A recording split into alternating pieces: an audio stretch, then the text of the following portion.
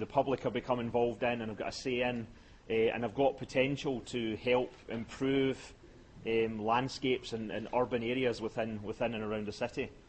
So we'll try and give you a sense of some of the things that we've been up to within real archaeological projects. That was a quick pee. Okay, we'll go. So what we're going to talk about is I'm going to start by talking about a project that I've been working on around a site called the Cochno Stone, which is located in just in the edge of Clydebank in the north-western edge of Glasgow, actually in east-west Dumbartonshire. I can't remember which one it is now. One of the Dumbartonshire council areas. And then Steve's going to talk about Govan and some work he's been doing there. So the Cochno Stone is a bit of a strange name, but essentially it's an incredible piece of Bronze Age or Neolithic rock art that's located very close to the centre of Glasgow. This site is actually quite a mythical site within Scottish archaeology, as you'll see the reasons for that quite soon. And I didn't actually talk very much about rock art in my lectures because I didn't have much time, so this gives me a chance to just kind of reinforce some of those the concepts as well. The stone itself is massive. I'll show you in a minute the scale of the stone. And it was initially discovered in the 1880s, although it was known about by locals and by farmers. This is long before Glasgow and urbanisation had spread out to this location, which is essentially in the foothills of the Kilpatrick Hills. And it was discovered and recorded by a couple of antiquarians, Harvey and Bruce, who produced these quite elaborate drawings of the stone. And these were published in the 1890s. And when this was kind of transcribed by a modern rock art crazy person called Ronald Morris, who was actually a solicitor who dabbled in rock art hunting, he produced this drawing based on the original sketches that were done in the 1890s. And so this rock is massive. It's difficult to get a sense of it, but essentially it's 13 metres by 8 metres, so it's huge. So the surface of the rock is over 100 square metres, and it's covered in these amazing symbols. And so this rock art typically has these circular motifs. We call the kind of the basins, they're called cups, and then they're surrounded by lines that have been pecked into the rock, which are concentric circles, and those are rings. So they're generally known as cup and ring marks. And these are usually dated to the late Neolithic or the early Bronze Age, where they can be dated, which is very difficult to date these kind of things, usually by association only. But what we know is that this probably dates to about the 3rd millennium BC. So between 3000 and 2000 BC is a likely date for when this rock was pecked with all these symbols. And it's probably likely it was done over a long period of time. So this wasn't just one or two people over a few busy days. This was probably years and years of activities going on and on. And in terms of what the symbols mean, I'm not even going to try and explore that in any detail because they could mean anything. We don't really know what they mean. We can't read and understand them because they probably aren't in a language of sorts. They're just a series of images that were important to people in prehistory. And we can't really interpret them directly. But anyway, they're very nice to look at, and they're very spectacular, but the best known examples are usually in places like Argyll. But as I said, this is in the edge of Glasgow, and there are now people living, in houses within a few hundred metres of this location, and there's also a school nearby and everything like that.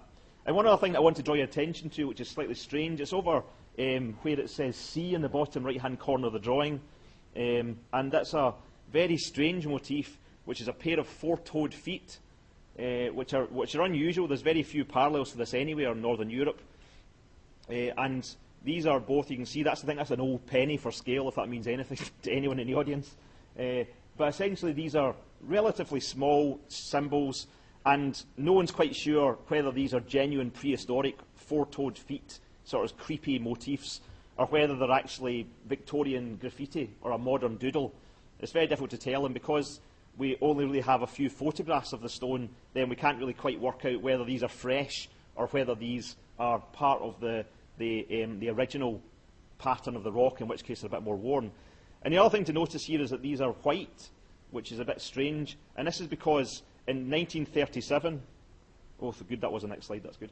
In 1937, an amateur archaeologist based in Glasgow who was in insurance, so there's a lot of kind of weirdly finance and legal related amateur people interested in rock art in Glasgow for some reason.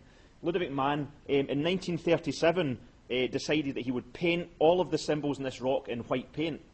in order to highlight them for a visit of the Glasgow Archaeological Society that year. And so you can see here, there he is on his knees, and he's just finished painting in all of these symbols. So you can see the cup and ring marks are very clear, they're picked out very clearly, and you've got these, and you've also got these other things here as well. There's all these kind of lines radiating out from a central point, and essentially man has just made these up because he believes that there's some kind of megalithic mathematics behind these symbols, and he's trying to demonstrate that with these drawings. And there's also lots of spiral symbols and things which are just fantasies of his own mind. They're not really there. He just thought they were there, and he just was joining up natural features and making them look as if they were part of the initial rock. So it's quite a kind of fantastical act of vandalism, essentially, by man. And I think it's likely that he didn't just use white paint. Although we only have black and white photographs of this, we also have a sense that he was also using maybe red and blue paint as well. And he was colouring this rock in, essentially. And so this had a number of implications. This rock became quite famous because man was a great publicist. He went to the newspapers and told everyone in Glasgow about this rock. And very soon, this meant that visitors started to arrive at the site in big numbers. And this is a letter that I recently unearthed from an archive, which is related to the story of this particular piece of rock art. And it gives us the first part of the modern history of the stone, which is the eventual reason why I actually can't say much positive about the stone, because you can't access it currently. Essentially, the stone is cut in half by two different owners. So it's half in one piece of land and half in another piece of land. It's a bit crazy. And one of the owners of one half of the stone, a Mr. Walter Kinloch, wrote this letter to the Ministry of Works or the Office of Works in 1937. And this is essentially Historic Scotland's predecessor body, or Historic Environment Scotland's predecessor. And this letter, it says the solicitor says in this letter, a result of the activities of certain antiquarians, i.e. Ludovic Mann, who have expended much care upon the decoration of the monument, a considerable amount of public interest has recently been directed to the stone, with the result that large numbers of people from the surrounding industrial district and elsewhere are in the habit of visiting the site, particularly weekends, when it is a destination of an almost constant stream of sightseers. So in other words, all of these grotty Glaswegian people who are all coming out to this location at the weekend, and they're walking all over the stone and potentially damaging it. And the landowner's deeply unhappy with this because he's worried he's going to be asked to pay for the repair bill, essentially. And you can see the kind of things that were going on. I think this is actually the Glasgow Archaeological Society visiting in 1937. From where I'm standing, I can see up his kilt.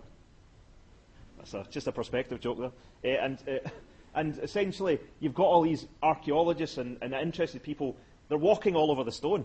And Ludovic Mann's paint's there, and you can see, I think, there's symbols that are coloured in at least two different colours, even though it's difficult to tell because it's black and white.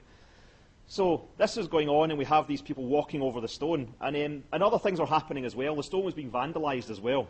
So this is a photograph from Ronald Morrissey's book.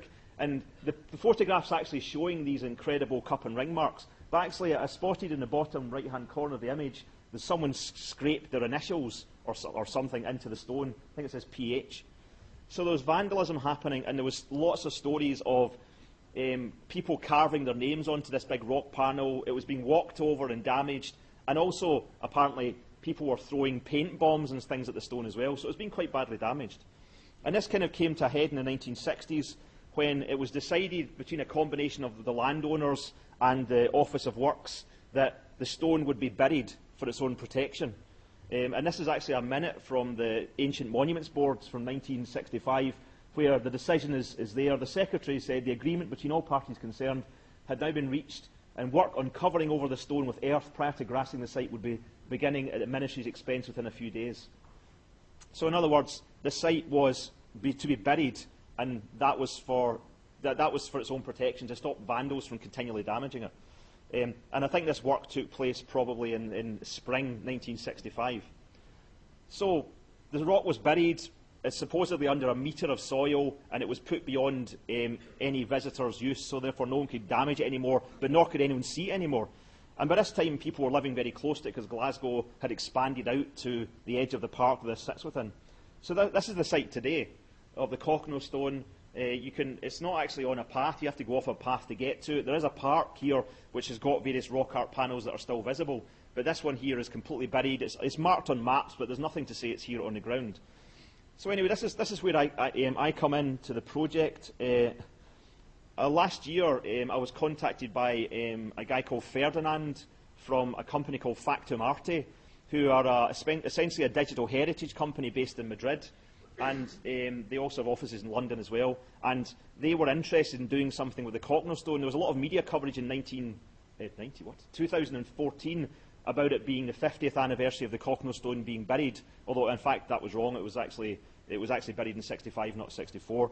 But anyway, Ferdinand was interested in doing something, and this is a really significant company. In fact, they did the scanning work that was recently in the media about Tutankhamun's tomb, and uncovering additional chambers within Tutankhamun's tomb site. So they're involved in really big international projects, and they do a lot of really interesting and innovative digital scanning work in particular. And they had this idea of actually they wanted to uncover the whole of the stone and then scan it and then create an exact replica, which could then be put in they can be located in the park next to where the stone is. Then the stone could be buried and protected again. So they contacted me because I blog under the name The Urban Prehistorian, and I do a lot of work looking at prehistoric sites in urban contexts. So I was already interested in the Cocknell stone because it's right next to Glasgow and because it's in a kind of urban park anyway. And then the third kind of person that came into this was May Mells Thomas, who is a Glasgow-based film director who has directed a few films, including The Devil's Plantation, which is available on Vimeo, and she won a few awards for that. And it's a film about Glasgow, about walking in Glasgow, and about Glasgow's sacred geometry. And one of the things that she talked about and visited in that film was the location of the Cocknell stone. So there's a lot of people who had an interest, and May has got very good contacts locally, because actually there's a very active local community who are keen to see the Cocknell stone uncovered and exposed so they can look at it and they can actually have it as a kind of as a heritage resource for their own community. And there's a Facebook site, there's a campaign, for instance, to uncover the Druid stone, as they call it, to have it exposed again, because they feel as if, you know, why should it be covered? Because this is a part of our community's heritage, essentially. So there's a lot of kind of people came together to try and develop this project of uncovering the stone and then scanning it. And the first part of that was that we had to do a sort of small investigation.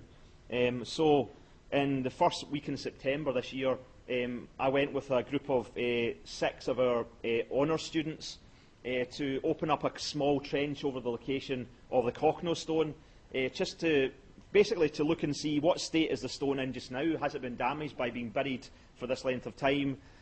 What was the extent of the vandalism? And what's the state? How vulnerable is the rock? You know, is it soft? Is it hard? Is there a potential to uncover the whole of this stone at some point in the future? So we didn't really know what we were going to find. So the students got stuck in deturfing, and immediately it was clear that the stuff that was on top of the Cocknell stone is quite horrible, lumpy clay stuff. Probably came from a nearby field because it was full of bits of brick and bits of metal and glass and all sorts of stuff. So it's just a lot of horrible topsoil that's been dumped on the stone. The Ferdinand got stuck in as well, despite his kind of posh schoolboy demeanour. He was quite happy to get the mattock and have a wee batter away, and so he's getting stuck in as well, doing a bit of the hard, heavy work there. And very quickly we came down on the surface of the stone, which was not buried under a metre of soil, as all the stories had said, but actually was only really under half a metre of soil at its highest point. It's actually quite a hog-backed stone, and you'll hear more about hogbacks in a minute, but proper Norse ones. But it's a kind of hog-backed stone, and so therefore the highest bit in the middle is actually quite close to the surface. And you can see Alison, one of our students there, is starting to clean the surface of the Cocknell stone with the rock. And it's quite a busy little trench. It's only 4 by 1 metres. But we've got one of our students in the front planning and starting to record things methodically. May's doing some filming up there. At the back we've got Stone Conservator looking, and also Ferdinand and various other people. So it was always a busy trench. There was always things going on. And the bit of what we managed to uncover was that the rock art is still very much there. It's in good condition as well. And you can see, hopefully, in this image, 3 or 4 very big cut marks, which are quite clear, and they have very faint rings around them. And they're very coarse and crude rock. It's very kind of coarse rock art, but it's still in good condition. But the rock is very soft. There's a couple of mattock marks that I put into the surface of the rock, which we told Historic Scotland about, and they forgave us. But because we found it unexpectedly quickly. So it's a very vulnerable rock. So when we're actually uncovering the whole thing, we'll have to be very, very careful, because it will have to be done with a digger because it's such a big stone. So we're going to have to think about how to do that. But there's other things evident here as well as the rock art. I hope you can also see there's a kind of black blob in the corner of the trench, and this looks like black paint or some pitch or tar or even a bit of melted black plastic that's adhering to the surface of the stone. It was stuck to the stone. So this is something that happened to the stone before it was buried, potentially related to kind of vandalism or something. And we also found this quite spectacular bit of graffiti, which is actually, that's my Christmas ruler for scale in the picture there. And this someone called B. Docherty signed their name on this rock, and this is big. This is about, the name's been written about that size. It's incredible. You know, if this happened now on like the Stones of Staines or the Ring of Brodgar Orkney, it would make you be front page news. It's really, really shocking how big this is written on the rock. And there's other letters as well, and the date's quite obscure. It looked initially, we thought it said 1905, but it actually might say 1965, and it's possible this actually happened just before the stone was actually buried. And we know from talking to local people that there are a few Dochertys in the area, and they've now been sounded out to find out if they know who this B. Docherty is, who is responsible, but it depends when this actually happened. And part of this is the worrying thing is actually that we only uncovered about 5% of the surface of the stone, and we found all of that graffiti, we found black paint, we found some red blobs of paint as well, and we also found lumps of metal stuck to the stone, which might have been farming equipment or something. So the stone's actually looks like it's been seriously vandalised and damaged. So that's again something we have to think about how we record. Do we laser scan and record all of the vandalism as well as the prehistoric archaeology? And you know, can the stone be left exposed if it's this vulnerable? Lots of issues there. And this is a photogrammic render that was based on some photos that Ferdinand took on site, which is just a very small indication of the kind of stuff that Factum Arte will do if they get their hands on the whole of this stone. Because this is just based on photographs, and you can see the graffiti very clearly in some of the cup and ring marks. And once they actually are able to get the whole stone exposed, they will laser scan it to death, basically, with millions and millions of lasers being fired onto it, and we'll be able to create an exact replica down to the nearest kind of sub-millimetre, which is the general idea. And at the end of the 3 days, we backfilled the trench. We covered everything over with a bit of geotext just to protect things, and then we backfilled everything and put it back as it was. And so that's where the project is just now, because now we have to try and find funding to do the next stage of the project. And I'll show you in a moment there's a little promotional film been done by May, which kind of is pitching to funders in a sense to try and explain what we've done so far and what the idea is. Before I show that, though, I've just got a couple of things I want to briefly mention. I've done a few things since then, and I'm going to continue to do that. And also, May's been working with local people to try and pick up some oral history about the Cochno stone, and in particular, thinking about how people remember the stone before it was buried and how it was used, and looking for old photographs and things. And this is a photograph that someone local handed in, and I think this is someone's mother who's standing on the Cochno stone on her wedding day, which is quite a weird thing to do when you're being married, but anyway. She's standing on the Cochno stone, and we do know that there's lots of other people who have got photographs and memories and stones of different colours of paint and things like that. So we're starting to gather those stories to try and kind of recreate the memories that people have of this incredible monument. I've also done some work with various different secondary schools, just little projects. So I did some work in a high school in Falkirk, where we took the kids through various different aspects of the stone's history, talked about rock art, but we also got them to reflect on whether we think that the stone should be exposed and left when it's opened up again, or whether it needs to be covered and protected. Can we trust the local community to manage this resource, in other words? And he did some posters at the end of that. And I also had a fun morning at a primary school in Hamilton, where we went out into the playground, and I drew the outline of the Cochno stone in chalk on the playground, and then the kids filled it in with rock art symbols, cup and ring marks, and four-toed footprints and all sorts of stuff. And I made it into the Hamilton Advertiser, and Mum was so proud.